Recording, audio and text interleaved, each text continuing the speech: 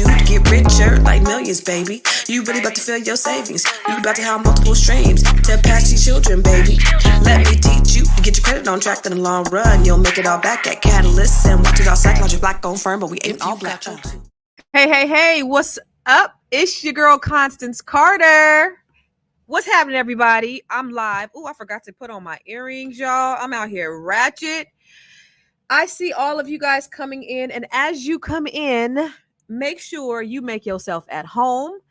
And I just want to tell you that you are tuning in to the Fly Nubian Queen and Constance Carter. Now, I know that we have people who tune in from all over the world. So as you come in, please introduce yourself, because, you know, as every time I come in, this is a dialogue and not a monologue. I want you to talk back to me and talk black to me. Okay. So put in where you're watching from, wherever you're watching from in the world, and make sure two things: you subscribe to the Fly Nubian Queen's YouTube page, and that you also subscribe to Constance Carter. I am Constance Carter on YouTube. All right. And follow me YouTube, Facebook, Instagram. Now, I wanted to have a conversation because I don't know if you guys have been watching the Olympic Games, and it's been really fascinating. It's been awesome. And a lot of great things happening with Team USA, a lot of Black girl magic happening. However, so Simone Biles and what's her name? And Jordan Chiles, they bowed down to the Rebeca Andrade. On the Olympics, Rebeca Andrade had won the gold medal, and so they bowed down to her, which was actually, it was quite endearing. And I thought it was amazing. You see all these three queens, is Black girl magic going on. The silver and the bronze medalists are bowing down to the gold medalists. It is I think it's one of the most iconic pictures since the Olympics in the 70s, where the two brothers had put up their fists. What do you guys think? I think it was an extremely iconic moment. Some people actually hated it. I think there was a football player that said it was absolutely disgusting. And then Michelle Obama came back and said she thought it was a beautiful thing, and it showed, just great sportsmanship. But before we really get into the discussion, and I'm seeing the comments already, before we get into this discussion, I want to bring two of my girls. What's up, Yvonne from St. Paul, Minnesota? Is that how y'all say it? St. Paul, Minnesota. I want to bring two of my queens, my girlfriends, up here. Oh yeah, okay. Thank you, TNG. That was the 68. Thank you. We got a history buff up in here. Thank you. I want to bring in Dee McCann. She is an attorney, but she's also a movie writer, script writer, right? You're a screenwriter? Screenwriter and a author. A screenwriter, author, and an attorney in the Washington, D.C. area. So if you need a screenwriter, an author, or an attorney, what type of attorney are you, Dee? Personal injury, family, and contract. Okay, if you get into an accident, you need some contracts read, or you going through a divorce or some domestic situations, call Miss Dee McCann, okay? That's right. And then we got our girl April Sampay. What's happening, April? April Sampay is, you know what? Hold on real quick. While y'all in here, I gotta do something. She gonna be mad at me. Where you at, April? I'm mad at you. We not? Hi, everybody. No, we're going to do it. Let me oh, Dee, you don't even know. Let me show you this. Should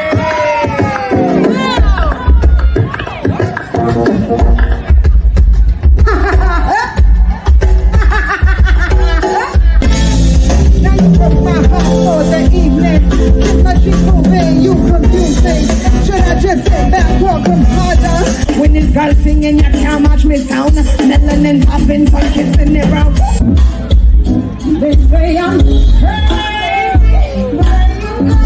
oh, baby, don't say. Okay, good. Oh, mama, and what should I do? Get down to the beat, go fast, and all I want.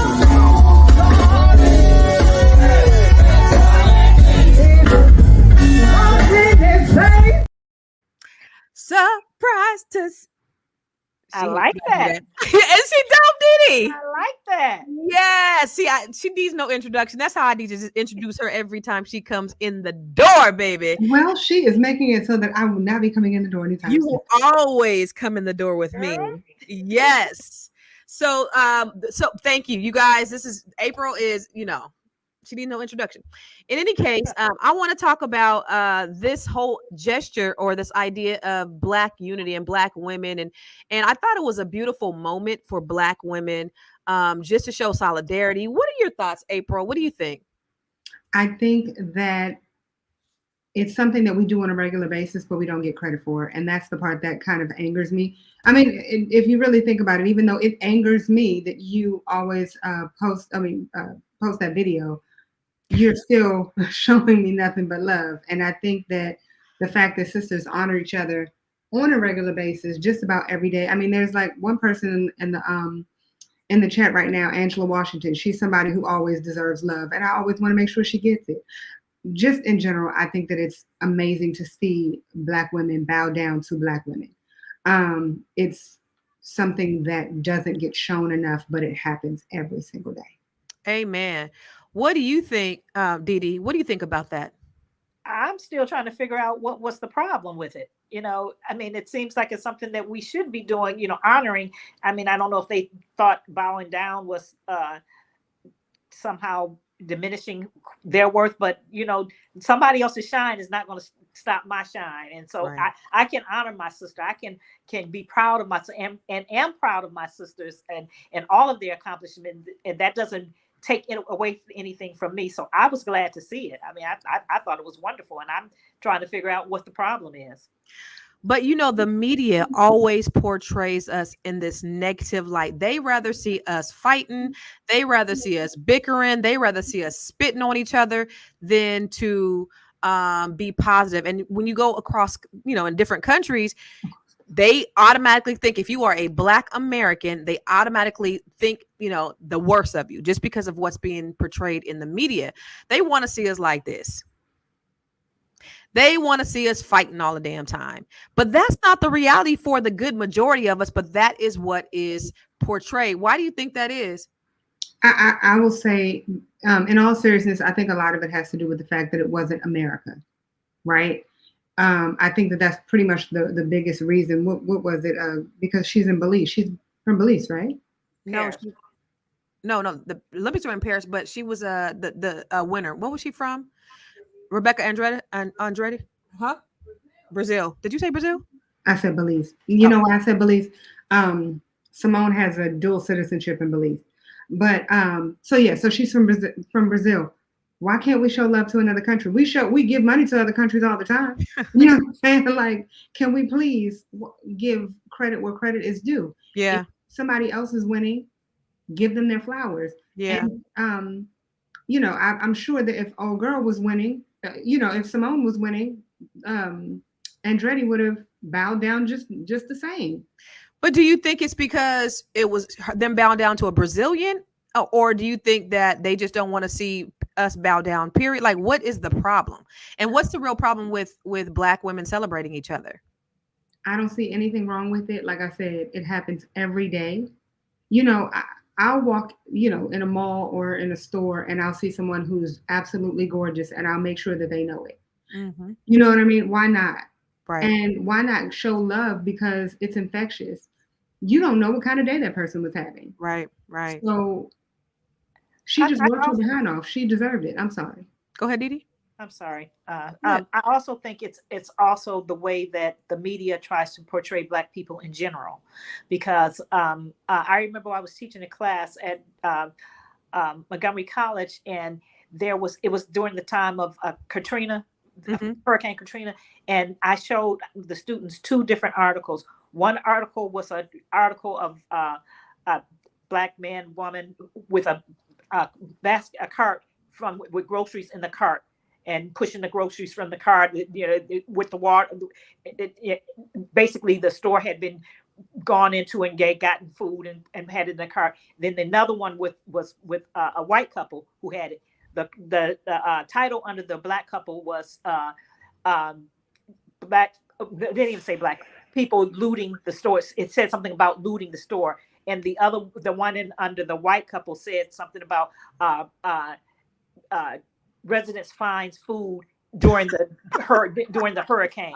So and so we're doing the exact same thing, but it's how we're portrayed, and they rather portray us in general and women in particular, in a negative light, and so when we are portrayed in a positive light, they have to try to find something wrong with that. Go ahead, Abe. Well, and I wholeheartedly agree with it. I've spoken to a lot of people who have come into this country, like, brand new from other countries. And they will tell me what they see on television, what they grew up watching. Yep. What they grew up watching was us being niggas, us being, whatever, just the absolute worst. And I'm just like, but that's not, did you ever see the Cosby Show? They're like, what's that? See. Did you ever see, any of the shows that came on even after? Right. And that's not our norm. So, and that's what bothers me. I don't know people who behave like this, or every time they refer to us as, lower income, lower, our communities are trash communities. And I don't know that to be true, but that is a brainwashing that I know that has been happening for many, many, many years since the inception of this country. They have to do this, but you got to wonder why they do it. I think they do it because we're a powerful, powerful people. And the only way that you can continue to keep us oppressed is by social engineering, is by continuing to brainwash and to continue to put that narrative out there. And they are very intentional about the narrative that they put out there. When you look at shows like Basketball Wives, let's look at this clip really quick, because this is how they portray Black women all the time in reality shows. Because I want to. I stand up too, though. What you can do? I can stand up too. That's what it is. Bitch, and you out of you are. If you ain't ready to do a life stand up and leave. She feels. Oh, really? You're an embarrassment to our family circle. You have nothing to do with this. I'm gonna call her every time I want to. She's with my son. Right. Stop calling her. Idiot. You need to be mad at your esthetician, you ugly ass. I used to watch these kind of shows a while ago, and they used to stress me the hell out. And I was just like, oh God, I would be so anxious afterwards. But why do they show this as opposed because to we accept it? Okay. It's just that simple. I think that that's what we watch, that's what we want, right? And also, I'm going to change the subject just for a second, but I promise you I'm going somewhere with it. As it relates to like music, if you go to a radio station and you're like, play this song, if it's not ratchet enough, they will not play it because they're like, oh, that's not what we want. That's not the truth. The people who are listening to music or watching these shows, they want to watch feel-good shows. So if you have the Grizzlies, and this is perfect. If you have Basketball Wives versus the Grizzlies, have you all seen the Grizzlies? No? Okay. Have you seen? I know they went to jail, right? They went to jail. Yeah, I have. Both parents went to jail. Both parents are in prison for tax fraud, as well as some type of embezzlement. Okay, they're in jail. But then you have shows like The Housewives, where 50% at least of the cast has a higher education, multiple degrees, and a few, I think 2 have master's degrees. And I'm sitting here like, why is it that the ones that are highly educated are being looked at as if they're less than, but the ones who are going to prison are being celebrated? I'll give you another Housewives of Atlanta versus Housewives of New Jersey. Giudice went to prison and actually hit Andy Cohen. And it was, and she's still on the show. You have Nene, who pushed a man for trying to go into her closet when she clearly told him not to go into her closet, and she got put off the show at the time just for an episode. So she got money taken away from her. Miss Giudice got additional money, and they held off filming the show until she got back out of prison. Make it make sense. Make it make sense. What do you think from your perspective, Dee Dee? I think that part of it is just like in movies. I mean, and records, sex sales, video sex sales. So the ratchetness sells, and that's the reason why they portray it. But what it does, it perpetuates it. If because I got to be more ratchet than the next person. I got to, in order to have a storyline, I have to be more ratchet. And they like that. And it's funny because it's something that I have, I am purposeful about in my movie writing, my script writing, because I want to tell our stories in our own words. It's seen through our own eyes. And I want to have, there's a certain type of not to say that my movies are going to be devoid of reality, because some of that is real. Some people do live like that. And especially as an attorney, I was a defense attorney before I started doing family law, and my husband still does defense work. So there is some ratchetness out there, and and that's part of the reality, but that's a small part of the story. Right. And so we need a bigger narrative to show the whole of our community, not just the ratchet part of our community, but because they want us to behave this way, and they like us behaving this way. What I learned in my study of film making, at one time, the only thing that Black people were on movies were entertainers or as slaves or help. And they even when they had Dorothy Dandridge and Josephine Baker on some of those shows where they would be entertaining or playing parts that was not in it as an entertainer, they would take those, when they go to the Deep South, they would take those parts of the movie out and show the movie without those parts of the movie because of racism. Yes, because they wanted us all to be only seen as entertainers or the help. And so so it's so that's part of what drives me in wanting to write movies too, that I want to tell our stories and tell us, and show us in all our glory, and we're multifaceted. We're not just one dimensional. And I think that all of us all of our parts need to be shown. But of course, the powers to be want to show us in these negative ways. And I have great girlfriends, really good girlfriends, that I've traveled with, that I've known since I've been in elementary school, some that I've known since I moved to DC, 20 some years ago, 30 years ago, over 30 years ago. And we don't do any of that. We don't, and not that we don't have disagreements, but we never get physical. We never cuss each other out. What grown-ups do in real life. Yeah, I was going to say that part right there, because that never happens in real life. And your girlfriends are going to stop that from happening. So if there's a group of you, at least somebody's going to pull somebody else away and make sure that just does not happen, no matter how mad you get. That's not real life. Right. You know what I mean? Yeah. It's real life in high school. That's about as far as it goes. Right. So it's frustrating. Go ahead. I'm sorry. No, I was going to say, I hear what you're saying, Dee Dee, about that's what sells, but I think it's more of what they want to portray of us. Oh, yes. Because I think if they, remember when the Cosby Show was out? Like, we loved that. Like, we never before, because all you seen in the 70s was Black exploitation movies. You seen, Shaft, Superfly, all them, Jackie Brown, was that Foxy Brown, all of those shows back in the 70s where they was jive turkeys and they was, talking that shit, and they was doing all of those things. And then, this is what we were used to. And you had the mammies, and you had the slaves, and then you had the Cosby Show. And then when you had the Cosby Show, it was like, that ain't real life. That it is for some people. We are not all mammies, and we ain't all pimps and hoes, but that's how Hollywood portrays us. And that's the thing that makes me so upset, is that we don't control what's being distributed out there. The powers that be, and I think they work overtime in portraying us in a way that is detrimental to who we are as a people. And so we have to be so vigilant, I think, about what we want, what we request.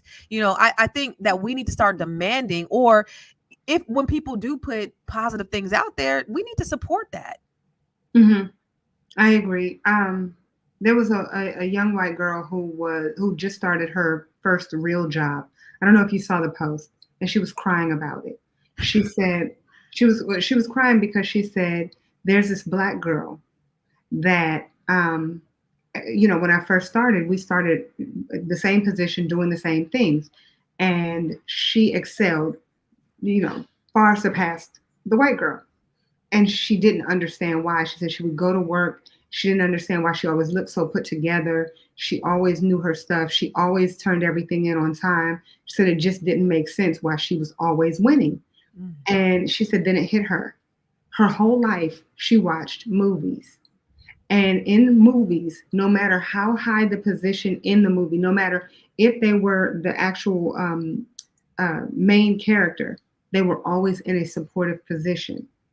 So she said, it wasn't supposed to be like this. She was supposed to be in the supportive role. I'm the main character. Ooh. She said that. She's like, I'm grateful that I actually could see that. And I knew then that I'm not always going to be the main character.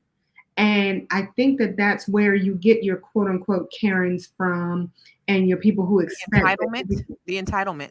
But it's not that. So I don't get mad when people feel that way. I just don't. Because people know better. People know better. But if you listen to this, I don't give nobody no goddamn passes because they know better. People know how to treat people. People then grown. They've been living this good and grown life. And me and April will argue all day because she gives them people too many passes and I don't, because people know the hell better. So they have not been isolated. Yeah, you might see that on TV, but you got black people that you grew up in your classes. You've been around some black folks. You're not that isolated. You're not on a farm, and these are people that deal with black people every day. Stop giving these mother effer passes. But hold on, let me just show you really quick. I wanted to show you this video I just thought about with Tank, and I thought it was so profound what he said. I'm going to share my screen. Our violence isn't the threat. Our love is. Our family separated. It's fine. It's perfect. The man staying with his family and raising his kids and pouring into his woman, that's the threat. That's why R&B takes such a back seat, because we're not promoting the aesthetic that continues to perpetuate the stereotype. You guys are killers. You guys are animals. You guys are savages. That's when you're at your best. So that's what we're going to reward. Those are the guys who get the $100 million deals. Those are the guys who fill up the arenas and stadiums and talk that shit. We love when you talk that shit. Love? We're cool. We're cool. We don't own conglomerates. What y'all think about that? The powers that be. It goes back to the powers that be, right? Doesn't that go back to the powers that be that have control over what we see every single day? It's them. Wait, here's my question though, because I agree. I agree that it's what we see every day, and you say don't give a pass. Fine. The part that I don't understand is that the same when you see little black kids, or not even little black kids, I'm sorry, black young adults who are supposed to be on their own, let's say in their early 20s, who look at themselves and say, oh yeah, you know what I'm saying, I'm that bitch, I'm why, and that's how they see themselves, right? And they see themselves for the same reason that little white girl saw us, because that is programming. Right. So you're telling me that it's right or wrong. Why is it okay? I don't think it's okay. I think them little badass baby kids know better too. They know better. Are you going to give them? You're not going to go to them and be like, "Hey, little young black kid, let's talk about this." I would. Hey, queen, you a queen. You ain't no bitch. And so you know what I would do to that little white girl? I'd go to her and say, "Hey, queen, I am a queen. Let me make this very, very, very clear. If you can't see who I am, if you can't see what I am, then you need to learn how to bow down, because I'm always going to be on top." Okay. So that's just that's how I look at it. I have no problem with educating anyone. I don't care what color you are. You give too many passes. I don't care about educating anyone. I will always educate someone about how big my crown is. Always. You give too many passes. That's a pass. I think that it's education, and everybody deserves to know that I'm great. Yeah. Okay. What do you think, Didi? What about what Tank said about how the powers that be, they're going to push out the negative narrative all the time. You see it on Basketball Wives. You see it on, ATL Housewives. You know, what are your thoughts about that? I agree with it. I agree that they push out that narrative. But I also agree that it sells. There's an appetite for it. And that's the reason they don't push anything else, Didi. I'm not saying the reason behind it, but what I'm saying is if they show something positive, I think positivity would sell too. But they don't even put it on the thing for it to sell. They ain't gonna put the marketing into it, the money, nothing. I agree with you as to what their motive is, so that we can continue to be portrayed this, so we can be seen this way, and so they feel better about themselves, probably even. But again, you asked me, why do they do it? And I think they do it because it sells. And not to say that I think the money is the biggest thing, to be honest with you. I think money is the biggest thing. But I also believe that almost as equal is the fact that they want us, they like us to be portrayed in as less than. And I talked about, when I say it's about how they only portrayed us as slaves and entertainers, but back then it was, that's what people wanted to see. People feel good about themselves some people feel good about themselves if they can make somebody else feel lower than they feel, that they're lording over that person, or make the other person. And for Black people, the powers to be have always wanted to put us in a subservient position.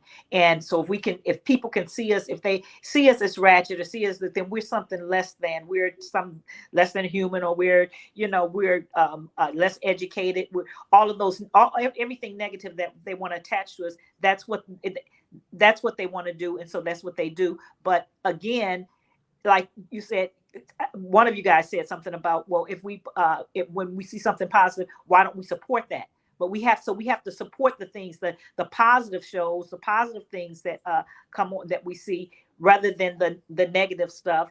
And because I think that if you hit them in the pocket, if it didn't sell, I think that they wouldn't continue to do it if it didn't sell. Drama sell. Do you remember in the 80s when all the shows was, you have a dilemma and then there's a happy ending, and that sold too? But they stopped for at least for Black people. But I love what Diane Boyd said. She said there's a whole dominating system of oppression, indoctrination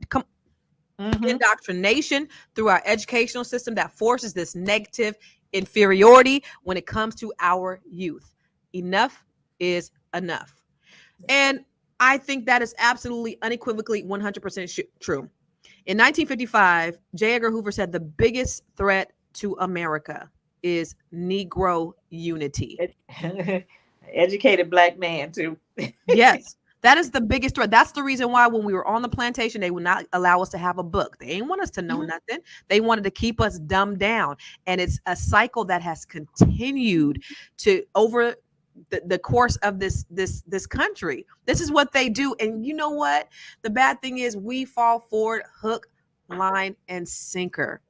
And we just have to be more cognizant, I think, of what we're watching, what we're giving our time and our attention to, because you're not going to make a whole lot of money. You're not going to build wealth. You're not going to get rich looking at that shit all day. I used to watch Love and Marriage Huntsville. Right. When it first came out, I used to watch it. Then it started, and it was about, 3 couples, and they were investing in real estate in Huntsville. That was the premise. It always starts that way. Remember R&B divas? Yeah, that started, it was supposed to be positive. R&B divas coming together and everybody is good. And it always ends up to be something pretty ratchet. And so it got, it started getting ratchet again. And I stopped watching. So my girlfriend sends me this clip, and it was an amazing clip. And it was Marceau. He was talking to Martell's brother about just, being responsible, taking care of his family, blah, blah, blah. And so I was like, yo, okay, this is what they talking about. Cause I hadn't seen like 2 or 2 seasons probably. I'm like, this is what they talking about now? All right, let me go ahead and get caught up. So I started watching, and I was like, when is this part coming on? Because this is stressing me the out. This was stressing me the hell out because I wanted to get to that because that's what I thought. Okay, maybe the show has turned into that, because I think men need accountability, women need accountability. We don't need to be just fuck you bitch. We don't need that. We need to be, built up and hold you responsible for your actions and talk about the things that are going to help us to grow. I think Didi, if you wrote a show that was like that, man, I think you would be a freaking trillionaire. Well, I'm gonna try, and I have to make a confession. I do watch some ratchet TV, okay, because I have a very serious life, business life. Right. Sometimes that's your guilty pleasure. I don't want to be thinking about anything serious, but I do, I do hear you on that, and I had not thought about doing any reality TV or anything like that, but television series. I started on a television series, and it is very positive. It's positive that there's but it has a underlying message about racism or discrimination, but not only coming from the outside, but coming from the inside too, and always offering in each episode. I want to deliver messages of that people can take away from that and basically be like, okay, well, maybe I look at myself and maybe I am a little racist or judgmental against my own race too, so that people will enlighten people so that they can start looking at different ways. Like this episode that's going to be about school choices and how we see certain schools as being better than maybe a Black or Afrocentric school. And even if they're equal, my mother used to say that they had a saying when she was growing up in Alabama, in Cordova, Alabama, in the South, and she said they used to say that the white man's ice colder than the Black man's. I remember that saying too. So, and that sometimes that was our thought. That was our thought because that was indoctrinated in us. Yeah.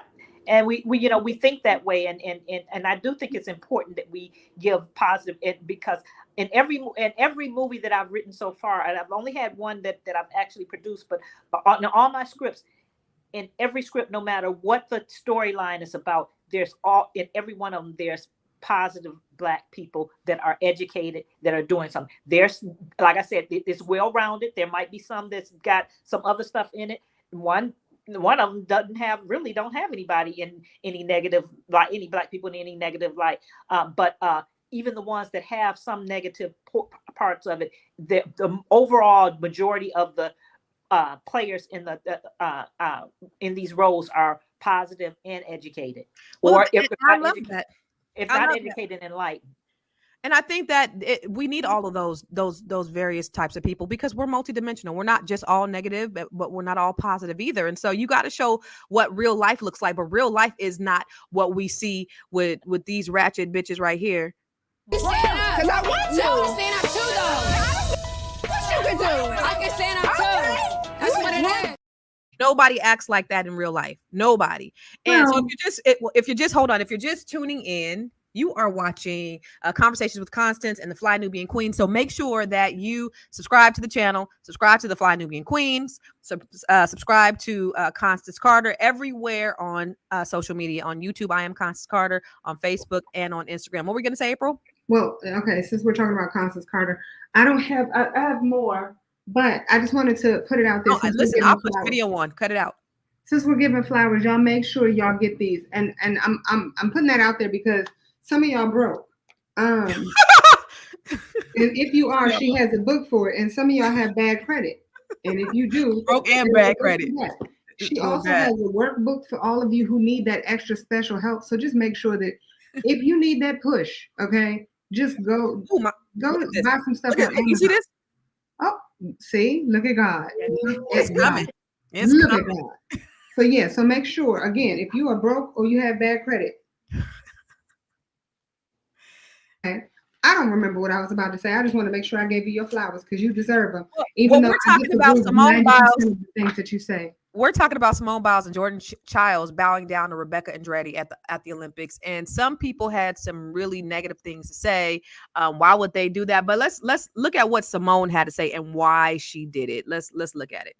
For Simone and Jordan, there was quite a moment that's going a bit viral on social media when Rebeca gets the gold, and you two decide to show your respect. It was quite moving. Talked to some Brazilian people who were quite moved by it. Yeah. What gave you the idea? Was it just spontaneous? And tell us what you did. No, she's so amazing. She's queen. And first, it was an all-black podium, so that was super exciting for us. But then Jordan was like, should we bow to her? And I was like, absolutely. So we're like, are we going to do it now? And then that's why we did it. But she's such an excitement to watch. And then all the fans in the crowd always cheering for her. So it was just the right thing to do. She's queen. Yeah, she's so good. to go off of what she was saying, you know, she's an icon, a legend herself. So I feel like being recognized is what everybody should do when it comes to somebody who's put in the work, put in the dedication. So yeah, in that moment, I was like, you know what? First off, again, yes, it was an all-black podium. Second off, why don't we just give her flowers? She's given, you know, not only has she given Simone her flowers, but a lot of us in the United States our flowers as well. So giving it back is what makes it so beautiful. So I felt like it was needed. I'm telling you, that's what I see more than anything. I don't see that other shit. I see that. I love that. What are you surrounding yourself with? Are you surrounding yourself with people who are doing that, or are you surrounding yourself with the basketball wives? You know, what do you guys think, Didi? What do you think we can do to kind of cultivate an environment like that? Just because the powers that be are going to be the powers that be. They're going to portray what they do. What can we do to insulate ourselves and to make sure that we're keeping it positive?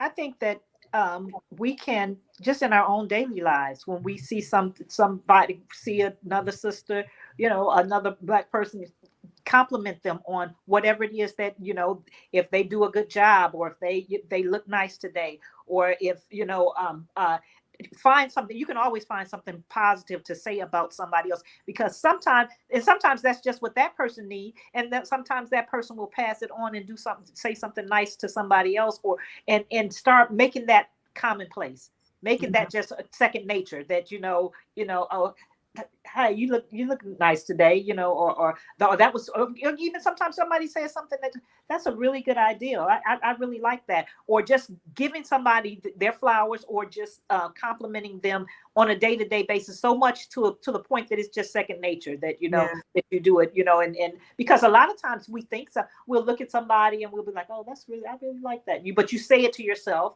You don't ever say it to the person. You know, they never hear it. But if they looking ratchet or something, you giving them a look or whatever, you don't got to say nothing, because they can read it all over your face, you know. So if we make that more commonplace, then I think that you know, and then surround yourself with positive people. That's the other thing, because how do people do that if they not around, if their everyday life is around negative people? Like if they remove yourself, they can be the light.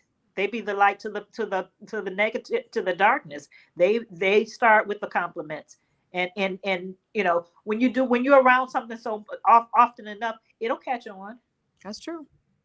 What do you think, April? What do you think about what can we do as Black women to, you know, be more intentional about how we show up with each other?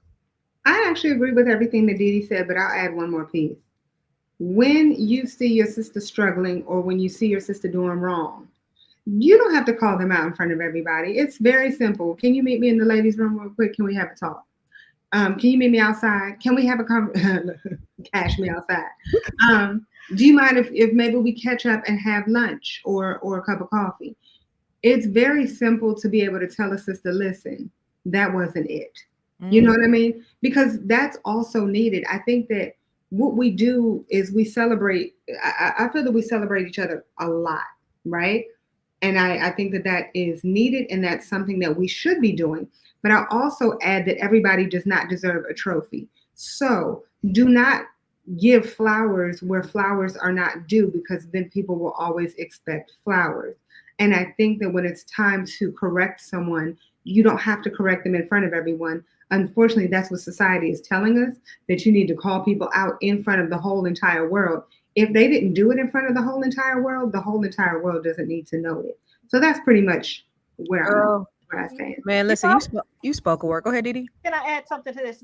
When she said that, it made me think of a situation and where I was reluctant to act, but I did. I was in court, and we were in family court, and we were in the hallway, and it was a child support case, and the mother was there with the child, and the father was there, and she was talking about him, and all loud in the hallway, and you nigga, you ain't this, you ain't shit, you don't do this, what. And after she finished, I kind of waited, and I started not to say nothing because I could easily got cussed out. Right. Easily got cussed out because her temperature was elevated. It was a heated situation. She wasn't having it. But after a minute, after she got through talking, I said, "Excuse me," and I pulled her to the side. I said, "Let me just say this." She said, "I said I don't mean no harm." I said, "But don't do this in front of your child." I said, "Your child is watching you, and he might not be doing what he's supposed to do, but don't do this in front of your child." And in that situation, I was more concerned. I was concerned about her and how she looked and how she's portraying us, but I was more concerned about the child, because the child is looking at this, and the children live what they learn. And surprisingly enough, she was very receptive to it, and she was like, and she still was mad, but she was like, she didn't get loud with me. She didn't say anything smart. She didn't tell me to mind my business, which if she did, I would have had to take it. Yeah. I had to mind my own business and said, I'm sorry, I didn't mean no harm. I just want to, just tell you this. But I was very delicate the way I approached her. Mm-hmm. Yeah. And I said something to her, and I know that's not going to always work, in certain situations, but it did work in that particular situation. And that reminds me too, just being, if it's ever on your heart, and you don't know this is a God thing, but if it's ever, and you don't even know it's a God thing, God speaking to you, but if it's ever on your heart to just speak into someone's life, or just to tap them on the shoulder and say something positive, you don't know how you can change their lives. Just a little gesture goes a long way. And it's so funny because when I walk in a room, sometimes people will think that like I'm a certain way, like I'm stuck up or something. And I don't know why, because I'm the most down to earth, a little rough around the edges. She's stuck up, y'all. I'm joking. I'm a little rough around the edges, but but I love people, and I don't be paying attention. And I used to be with my assistant, and she'd be like, "Girl, did you see her me mugging you?" Or I used to be with my ex-husband. He'd be like, "Did you see the way she looked at you?" And I'm like, "No, I didn't. I didn't know, because I don't notice that type of thing, because I'm like, why are they looking at me? I ain't nobody." But I always try to make an effort to smile at people if I'm not in my head or my phone doing something. But I try to, if I'm there and I'm being present, or it's just speaking to somebody. April, when I'm with you, you always giving people compliments. "Hey, beautiful, how are you? Look at you. Oh, I love them shoes. That's you don't know what that does. But even like just calling somebody and saying, "Hey, I was thinking about you. Have you, it goes a long way." I mentioned to my girls that my cousin, I hadn't talked to her in, I don't talk to her in years. We were really, really close, and I hadn't talked to her in years. And her mom just called me out the blue. And her mom was like, did I thank you for what you did for my mama's funeral? Her mama's funeral was like 2016. I was like, probably, because I used to do all that stuff for everybody's funeral. And she said, "Oh, okay." So then we start talking, and I'm saying like, and so she told me about her daughter, which I was super close with. And she said, you should call her. And so I called her, and just that conversation, it was transformational for her. And I didn't even know what she had been going through. Life was lifing. But just the thought of calling somebody and being an encouragement, just a little bit, it'll go a long way. You don't know. So if you get that tap on the shoulder to, reach out to somebody or call somebody or say something to somebody in a positive way, it can do wonders. We are not like them basketball wives or them housewives. People don't act like that in real life. We are really a beautiful, powerful people. They want to continue this narrative because they want to keep us oppressed, and they want to keep us infighting, because so that they can stay empowered and they can have an excuse to say, "See, those are animals. That's the reason why we shot them, because they didn't comply. That's the reason why we did what they did, is because we know that they're animals anyway. They were gonna, because I know that's how those people act." Mm-hmm. That's really not how we act. It's unfortunate. It's unfortunate.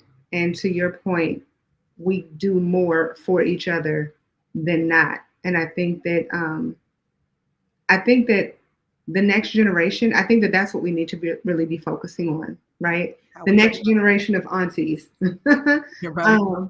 Because I think that the next generation of aunties is constantly seeing things like your basketball wives and things of that nature, and they really need to see us. They need to see what real women do on a consistent basis. They really need to see that real sisters grind, right? And as we're grinding, we're lifting each other up. So, I look at, and I'm sorry, Dee, you and I haven't really formed a relationship just yet, so we won't have to. But Madam Constance Carter is a very good friend of mine. And I know that on my lowest days, I can pick up the phone and just be like, I'm having a bad day. And she'll just be like, all right, let's lift you up. We're not going to have that. I have a lot of good girlfriends. Oh, speaking of, I'm sorry, I have to give her a really quick shout out. Happy birthday, Jermaine. Another great girlfriend who will always lift you up on your worst day.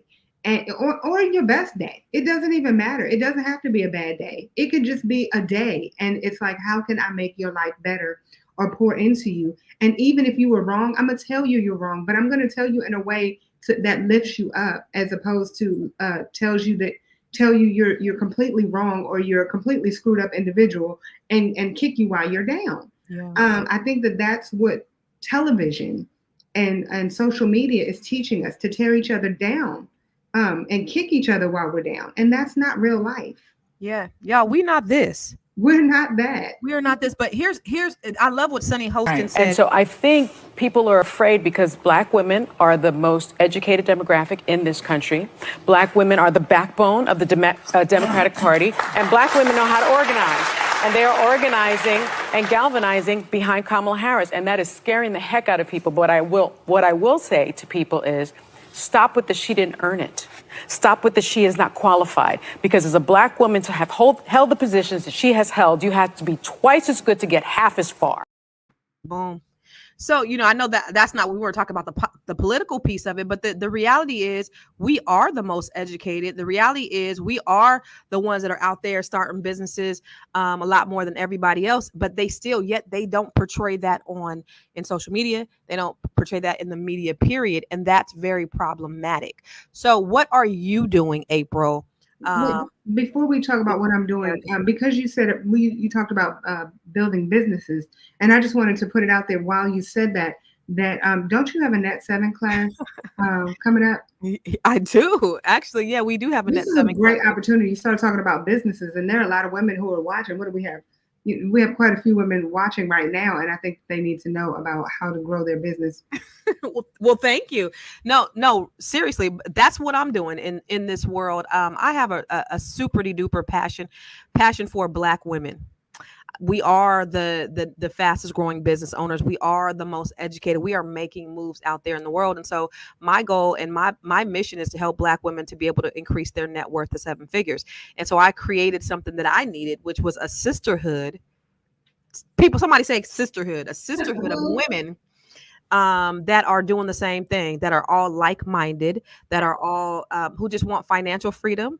And they want just overall freedom, because wealth is a holistic experience. It's not just about the money, but it's what you do in your everyday habits and how to really create sustainable wealth. So I have a cohort getting ready to start on August the 20th. Woo! And actually, Dee is in this cohort coming up, which I'm super excited about. Dee is going to bring the funk and the heat.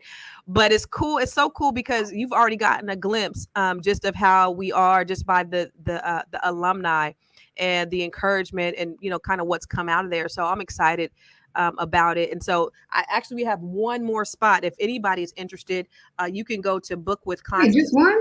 Just one more spot. Yep. We got one more spot. I actually have, am I meeting somebody tomorrow? I'm not sure, but one more spot for this cohort. So go to bookwithconstance.com to schedule an appointment with me. And I would love to talk to you to see if you would be a good for the program. Wait, can you make space for 3 more? Huh? Can you make space for 3 more people? You got 3 more? You got 3 more people? I'm just saying. I'm here today. I'm sure that there are 3 more. So I'm just asking for a friend. We could talk about it. Have them call me.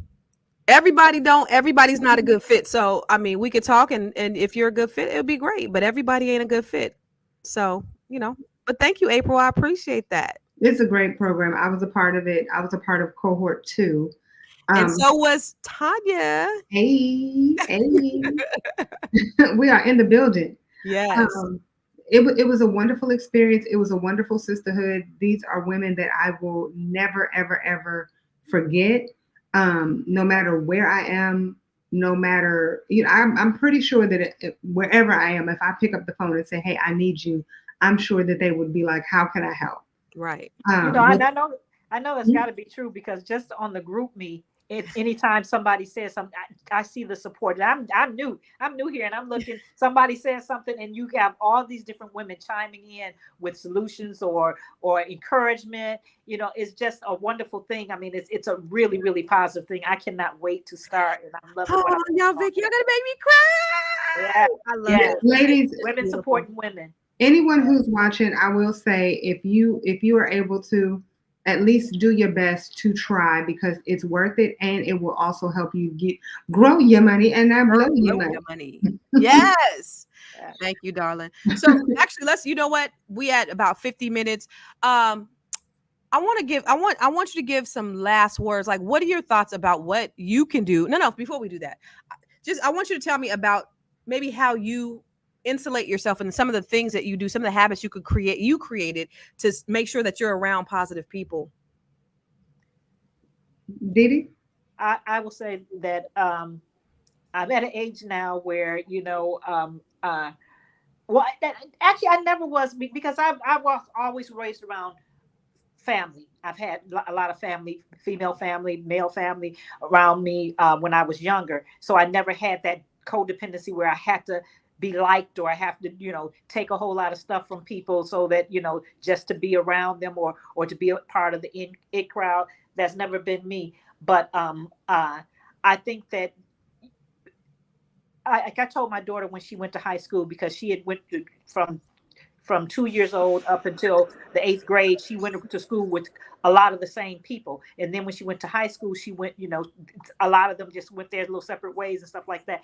I told her, I said, when you go to school, one thing I want you to know is this, you're going to meet people who do a whole lot of crazy stuff that you wouldn't normally do. You're going to meet some people that are way too square for you or whatever. Neither one of those are not your people. But when you find people that are, kind of like on the same vibe as you, they might go do a little bit more than you, or they might be a little bit more reserved than you, or they might be spot on with you. Those are your people. Know who your people, know who you are, and then find your people and be with your people. And hopefully you're not the ratchet person. Then there's that. You find somebody who's less ratchet.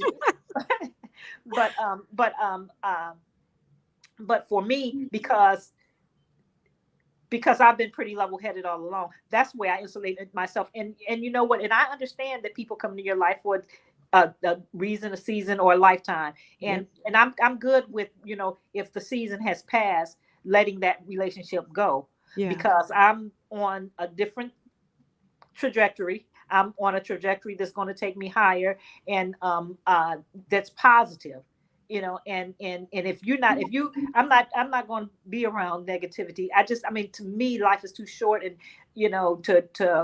and I don't care if it's long. That's even worse if it's long and you're around, negativity. I'm all about being around people that are positive and surrounding myself, and trying to also look at myself and make sure, check myself. If I get, negative, or if I'm that person that, might not be in the right headspace, check myself daily and make sure that I surround myself and be a mirror to the things that I would like to receive in my life. Amen. Yeah, that's good word. What about you, April? What do you do? The one thing that I focus on is not being around like-minded people, but definitely like-energied people, right? I don't like-minded people, because if you're like-minded, then I'm not learning anything. I think every time I'm around people that don't necessarily think like me, I learn something else. Even if I don't agree with what they're saying, it still causes me to think differently or to do more research. Yeah. Right. But energy is something that I need to consistently be positive, or not necessarily positive. You have to just be vibrating on a high level, right? Because we don't always have the best days, Yeah. but if you're around somebody who vibrates high, it will cause you to vibrate high. Right. You get what I'm saying? Yeah. So I think that what we need to do is start celebrating people's differences. Start celebrating the fact that those two ladies bowing down shows that they respect what somebody else was able to do, even though at that moment they weren't able to. I love that. I think that's great. Yeah. And one of the things that I hear from a lot of the women who are in our cohorts is that they're the ones in their circle that is the most ambitious, and there's nobody in their area that has what they have or who are motivated, and they just need to be around more positive people. And I would say do your best to reach out to people and maybe try to get around some positive people, because if you around 3 rich people, the chances are you're going to be the 4th. Dr. Frazier once said, if you're around 3 hoes, the chances is you're going to be the 4th hoe. It's just, birds of a feather flock together. It's just, if you are around like-minded people or like energy people, but if you're around people who are going the same way and people who want the same things, and you gotta step outside your box. You got to start showing up. You got to start going to places where those people are. They may not be in your neighborhood, but they may be at a conference. That's what I did for years. I went to conferences and met people who had what I had, because it wasn't in my immediate circle. I had to step out, being part of the program like the Net 7 Collective, and these ladies are from all over the country, but now you have a family of women who all are all going the same direction. So, try to find a mentor, try to get somebody that can kind of help motivate and show you a different way. You never want to be the biggest fish in the pond. It's so funny, because when I was in California, I was like the big fish in my area, but the big fish can only grow so much. Now I'm the small fish. So I was in the area, and I was making some dough, and it was great, but it was like I can only grow so far. Now I'm the poorest one in my neighborhood, and I think it's so dope. And everybody in my neighborhood, mostly everybody, is Black, and most of them are doing better than me. And I think it's a beautiful thing, because it gives me something to aspire to. I love that. I love seeing that positivity, and I love seeing that energy. It's very inspiring and very motivating. That's how we need to be. We shouldn't be looking at anybody envious. Yeah, I ain't got the McLaren, I ain't got the Lamborghini, but it sure is nice that I can go outside and see it in somebody else's driveway. That's dope. That's definitely aspiration. Motivation. Yeah. Yes, it's motivational. So I think that's what we have to do as Black people, because a lot of people say, "Oh, we crabs in the barrel." I don't believe that. I don't subscribe to it. I think that we are better together. We're stronger together. There's that African proverb that says, if you want to go fast, go alone. But if you want to go far, you have to go together. And it's harder to reach those goals alone. You need other people. So you guys try to get around people that can help and serve you, so that you can get to where you need to go. If this ain't it, get with somebody who can. I want to give you a moment to give your last words, and then where can they find you? Like, how can they follow you? What are you doing in the world, and how can they follow you? And then I'm gonna start with you, Didi. Okay. Okay. You can find me on Instagram at DEE_WRITES.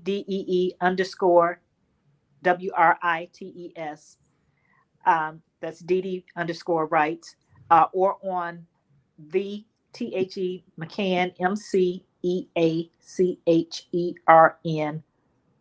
LAWFIRM, the McCann Law Firm.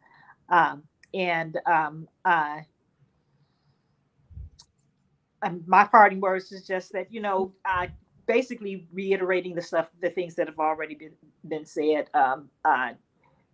I'll say this: always try to find something positive about somebody, even if they're not in their most positive, acting in their most positive light. If you encourage them, something good about them, then maybe they will tend to want to manifest that even more. If you see a light in somebody, and you say, even when they're not being their light is, I like when I was talking to the girl who had who was talking about her child's father, maybe something that I said to her maybe would she'll took away from that maybe she will, even if she got to continue to be negative to them, maybe not do it around their child. So you can always find something positive about somebody. At minimum, there was a seed planted, you know? Mm-hmm. April. You can find me everywhere at APRIL. Word.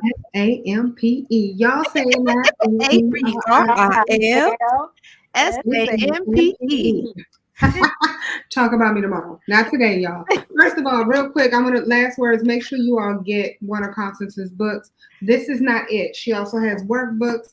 She has ebooks. She has more books coming out. I'm telling you, she's all that in 17 bags of chips. As it relates to me, my last words: start getting comfortable being uncomfortable. We are always looking for things to be easy, and the easier they are, the less you will grow. They call these things smartphones. They're smartphones. They actually dumb you down. I don't know if you all remember, and you all won't remember because I don't even remember, but back in the day, if you watched like I Love Lucy, I watched all those shows on Nick at Night. They used to say, "Oh, that's smart." Smart at one time meant pain. It was a sharp, blunt pain. And it's funny because they call those things smartphones. What exactly does that mean? It is not making you any smarter. It is actually causing you more pain than anything else. And so what we need to start doing is focusing on things that are not as easy. We need to read more as opposed to listening to a book, actually read the words to know how to spell the words. We need to start getting in circles and environments that we would not normally be in, i.e. the Net 7. And I'm saying that because I went into the group thinking, oh Lord, this is going to be another rah-rah video. This is going to be a rah-rah event. It's going to be boring. It's going to be this, that, and the third. But it was actually very uplifting. And I allowed myself to be in an environment that I wasn't accustomed to. And so I think that that's where I would start if I were anybody listening. Start getting in environments that don't make you feel like you normally do. Not something that's going to cause you any pain, but something that is going to make you think and make you a better person. Wow. And I'll end with this. I love what Colleen said. She said, vibrations are everything. We need to start with teaching our youth to love themselves and give them the skills to develop regardless of challenges based on self-worth, and teaching the youth the skill set, nervous system regulation, boundaries, etc. Self-worth, because you are here. Thank you, God, for everything. Ooh, that's powerful. Always grateful for the amazing people that have been sent to me. Constance Carter, facts, environment, healthy lifestyle, safety, diet, exercise. That was a good word, Colleen. Thank you for tuning in, you guys. And for me, you can find me everywhere. I am Constance Carter. And if you are interested in joining the Net 7 Collective, or I just partnered with Dr. Boyce Watkins, we put together a real estate school, Net 7 Collective right here, a real estate school that we have a 12-month real estate school where you will be, I'm trying to put it in here. Where you get 12 months with me and Dr. B, and we're going to teach you how to become a real estate investor. You're going to be actually picking up properties and purchasing them in this 12-month cohort. Go to b1realestatemmastery.com to sign up. We got a full class, and I'm excited about it. And but I'm always trying to do something to help pour into other people so that they can have transformational lives, because life is to be lived and lived abundantly. I appreciate you. Oh, go ahead, April. When does that class start? B1 Real Estate Mastery starts the 13th, August the 13th. And then Net 7 starts August the 20th. And I'm excited about both of them. I really am excited about both of them. Net 7 is my baby. Those are my girls that, it's definitely more intimate, but you're going to get value out of either one of them. It depends on what your goals are. So thank you for that, April. Ladies, you guys have been absolutely amazing. Thank you. Great, rich conversation. Black women, we got to unite. It's a beautiful thing.